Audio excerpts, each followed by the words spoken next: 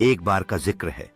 जंगल के एक कोने में एक नीली तितली सोती थी, हर रात एक पत्ते के नीचे चुपचाप। लेकिन उस दिन अंधी आई और सारी रात अंधेरा छा गया। तारे गायब, चांद भी छुप गया। जंगल के सभी जानवर डर के मारे छुप गए, लेकिन वो सोती तितली, उसने आंखें खोली, उसने अपने पर खोले और हवा में ऊंचाई पर उड़ गई। सब हैरान, ये तितली अंधेरे में क्यों उड़ रही? तितली बोली, मैं इसलिए सोती थी। जंगल में सभी जानवर उस तितली की ओर देख रहे थे।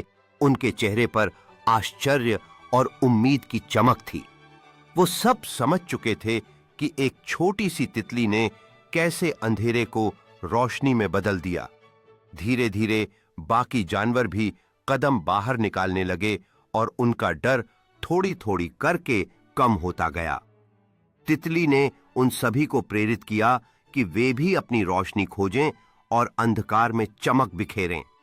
तभी जंगल के हर कोने से आवाज आई, अगर एक तितली इतना बदलाव ला सकती है